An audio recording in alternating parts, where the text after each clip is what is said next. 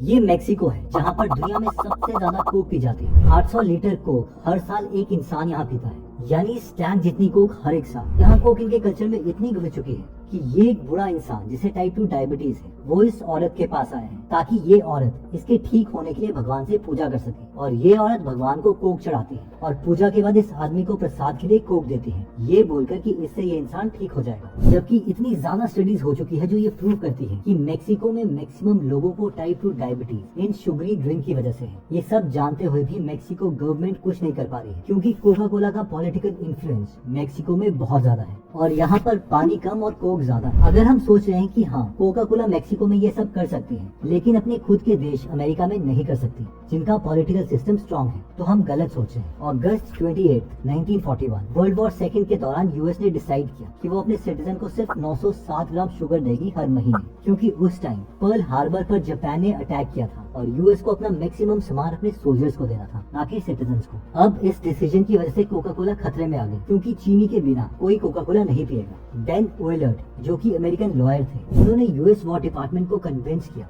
कि इस rationing law के बावजूद उन्हें शुगर मिलती रहे और कोका कोला को कपड़े और वेपन्स की तरह वॉर एसेंशियल्स की कैटेगरी में डाला जाए। एंड गेस व्हाट, यूएस के सिटीजन्स को तो नहीं, लेकिन कोका कोला को शुगर मिलती रही और वॉर में सोल्जर्स को बाकी इंपॉर्टेंट चीजों के साथ कोका कोला मिलना भी स्टार्ट हो गई। इवन यही नहीं, the cost of shipping and cost of building plants of Coca Cola were also paid by US government. Coca Cola ने तो यहाँ तक कह दिया था कि कोका कोला दुनिया में अमेरिकन कल्चर को आगे बढ़ा रही है और पैट्रियोटिज्म और नेशनलिज्म जैसी भावनाओं के साथ उसे जोड़ के देखना चाहिए। पूरी दुनिया में इस वजह से 64 नए प्लांट्स बने, जिसकी वजह से 500 करोड़ से भी ज्यादा ड्रिंक्स यूएस आर्मी द्वारा पी गई, और वो भी सिर्फ वर्ल्ड वॉर सेकंड के दौरान। इसके अलावा कोका कोला ने यूएस के दुश्मन देश यानी नाजी गवर्नमेंट जर्मनी को भी 1 लाख से ज्यादा कोका कोला दी। और बाद में जब यूएस आर्मी ने सभी कंपनीज को सख्त आदेश दे दिए कि जर्मनी के साथ यूएस की कोई भी कंपनी ट्रेड नहीं करेगी, तो इस पर कोका कोला ने जर्मनी से ऑफिशियली रिलेशंस तो तोड़ दिए, लेकिन सबसे छुपकर जर्मनी में उन्होंने एक नई कंपनी खोली और जर्मनी के लिए एक नई ड्रिंक बनाई जो सेब के छिलके, चीज, वे और इवन लॉलीपॉप्स के मिक्सचर से बनी थी, और इस ड्रिंक का नाम था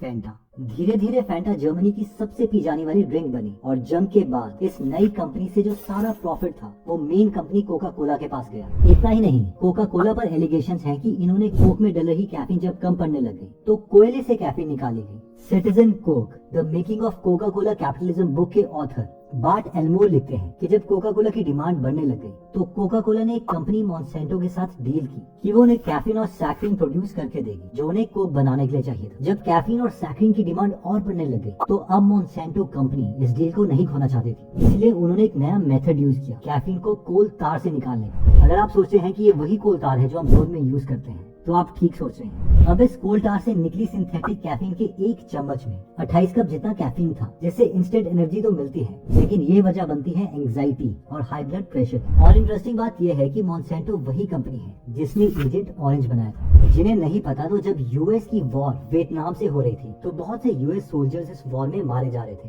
क्योंकि वियतनामीज पेड़ पौधों के पीछे छुप के गुरिल्ला वॉर कर रहे थे। तो उस वक्त यूएस आर्मी ने मॉन्सेंटो को एजेंट ऑरेंज बनाने के लिए कहा, जो कि एक हर्बिसाइड था, और उसके बाद यूएस आर्मी ने इस हर्बिसाइड को अपने एयरप्लेन से वियतनाम में फेंकवा दिया, जिससे सारी फसल बर्बाद हो गई और वियतनामीज अब गोरिल्ला वॉर नहीं कर पा रहे थे, जिससे यूएस को फायदा हुआ। बट इसका साइड इफेक्ट ये था कि एयरप्लेन से कुछ एजेंट ऑरेंज वियतनामीज के ऊपर भी गिर गया था, जिसकी वजह से इनके डीएनए में चेंजेस आने लगे और धीरे धीरे 3 लाख से भी ज्यादा लोग अफेक्ट हुए। किसी की आंख नहीं थी, किसी के हाथ नहीं थे, और इसका असर आज भी वियतनाम के लोगों में देखा जाता है। पर सवाल ये आता है कि अगर एक कोका कोला की बोतल में ये सारे इंग्रेडिएंट्स हैं, जैसे कि इसमें 40% शुगर है, यानी ऑलमोस्ट कोक की आधी बोतल चीनी है, जिसकी वजह से ओबेसिटी, टाइप 2 डायबिटीज और हार्ट रिलेटेड बीमारियां होती हैं। कलर के लिए इसमें कैरामल E150D है, जिससे international agency for research on cancer ने एक ऐसा सब्सटेंस बताया है जो ह्यूमन बॉडी में कैंसर का कारण बनता है। इसमें फिनाइलएलानाइन है, जिसे अगर ज्यादा अमाउंट में कंज्यूम किया जाए तो सीजर्स और ऑर्गन फेलियर तक ह्यूमन बॉडी में हो सकते हैं।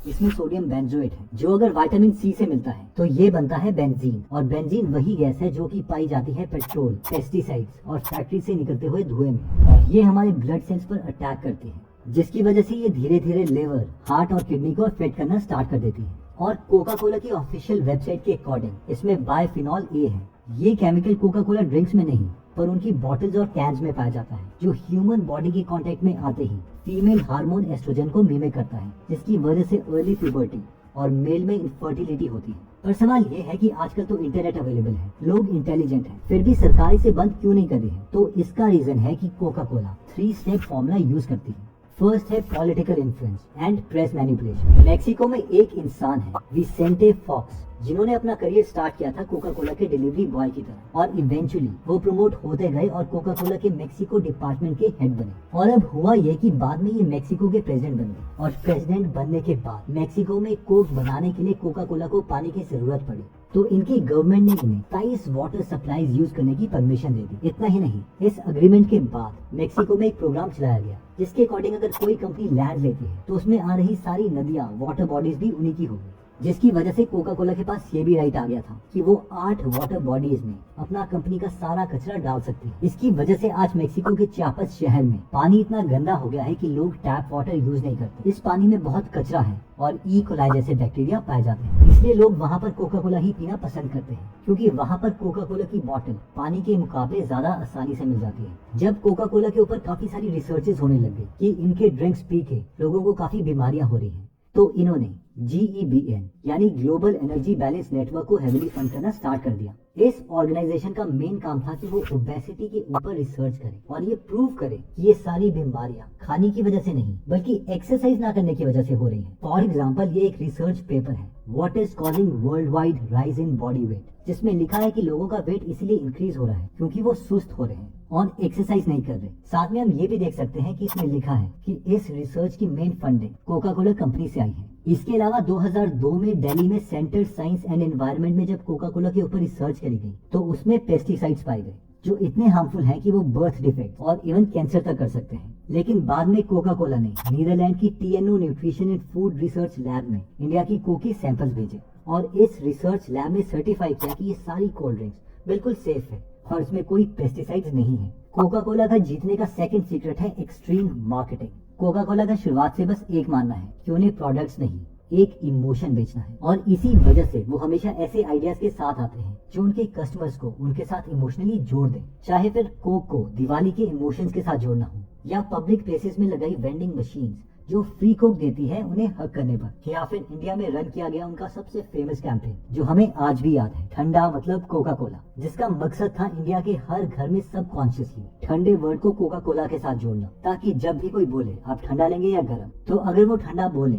तो उन्हें कोक याद आए। इमोशनल बॉन्ड के अलावा कोका कोला एक और चीज में भरोसा करता है और वो है कि उसका प्रोडक्ट जितना ज्यादा दिखेगा उतना ही ज्यादा बिकेगा। तभी तो जिस टाइम में पूरी दुनिया में बाकी कंपनीज सेलिब्रिटीज को प्रोडक्ट एंडोर्समेंट के लिए एक रिस्क समझती थी, तब कोका कोला ने हिल्डा क्लार्क, जो कि फेमस अमेरिकन एक्टर और मॉडल थी, उसको अपना मार्केटिंग फेस बना दिया। कोका कोला शुरू से चाहता है कि वो USA की टाइम्स स्क्वायर बिल्डिंग से लेके गली नुक्कड़ की एक छोटी सी दुकान तक हर जगह दिखे, और इसी की वजह से 1901 में एडवर्टाइजिंग पर 1 लाख यानी आज के रुपए के according 27 crore Indian rupees Coca Cola ने खर्चे, जो कि 1911 तक आते आते $1 मिलियन यानी आजकल के रुपए में 250 करोड़ रुपए बन गए। यानी 10 साल में इनका मार्केटिंग स्पेंड 10 गुना हो गया था, और इसी मार्केटिंग की वजह से 1917 तक American 2 million per day Coca Cola consume कर रहे थे। पर पिछले साल यानी 2022 में कोका कोला का मार्केटिंग बजट बन गया था $4.6 बिलियन, यानी 3 बुर्ज खलीफा जितना पैसा उन्होंने मार्केटिंग में एक साल में ही खर्च कर दिया। इसी मार्केटिंग की वजह से 1980s में आई FDA की हेल्थ गाइडलाइंस पर किसी का ध्यान गया ही नहीं। इस FDA की गाइडलाइंस में बताया गया था कि एक एवरेज ह्यूमन को दिन में 6 टेबलस्पून से ज्यादा चीनी नहीं खानी चाहिए, जबकि कोक में 7 टेबलस्पून शुगर थी, जिससे साफ पता चलता है कि मेक्सिको में इतनी डेथ होने के बावजूद भी मैक्सिकन कोक को क्यों नहीं छोड़ पा रहे। फाइनली कोक का मेन हथियार है क्रेडल टू ग्रेव स्ट्रैटेजी, यानी अपने कंज्यूमर को पैदा होते ही कोक की आदत लगवा दो। इसी स्ट्रैटेजी को एग्जीक्यूट करने के लिए कोक 5 साल से कम उम्र के बच्चों को अपना टारगेट बनाता है और उन बच्चों तक पहुंचने का सहारा होता है स्कूल की वेंडिंग मशीन। इस स्ट्रैटेजी में कोक ने 10,000 स्कूल्स को $3,000 हर साल देना स्टार्ट किया, जिसकी वजह से स्कूल की वेंडिंग मशीन में स्कूल वाले सिर्फ कोका कोला के प्रोडक्ट्स ही दिखाएंगे, और इसीलिए धीरे धीरे 12 साल से कम उम्र के बच्चों की फेवरेट ड्रिंक्स कोक बनने लग गई। वेंडिंग मशीन्स के साथ साथ free coupon, television ads, board games, Barbie dolls, free book covers में भी कोका कोला का लोगो बच्चों को दिखता रहा, जिससे कोका कोला बच्चों का हीरो बन गया। लेकिन जब पेरेंट्स ने कोक को लेके बहुत प्रोटेस्ट किया तो जुलाई 2003 में कोका कोला ने डिसाइड किया कि वो 12 साल से कम उम्र के बच्चे के लिए कोई मार्केटिंग स्ट्रैटेजी एग्जीक्यूट नहीं करेंगे। पर असल में ऐसा कभी नहीं हुआ और उसने बस अपने क्लासिक कोक को हटा के स्कूल में अपने दूसरे प्रोडक्ट्स को रखना स्टार्ट कर दिया। जो था orange juice flavoured milk etcetera, जिसमें कोका कोला से भी ज्यादा चीनी थी। और उन वेंडिंग मशीन में उन्होंने एक और प्रोडक्ट रखा जिसका नाम था दसानी। जी हाँ, ये कोका कोला का वही वाटर ब्रांड था जिसे यूके में लॉन्च करते ही वापस भेज दिया गया था, क्योंकि दसानी में ब्रोमेट पाया गया था, जो कि एक कैंसर कॉजिंग सब्सटेंस है। वैसे इतनी कमाल की मार्केटिंग स्ट्रैटेजी के लिए कोका कोला की तारीफ तो बनती ही है कि लोग मरते रहेंगे। अगर आपको लगता है कि वीडियो आपके किसी फ्रेंड या फैमिली मेंबर के काम आ सकती है तो ये वीडियो आप उनके साथ जरूर शेयर करें। अगर आप हमारी वीडियो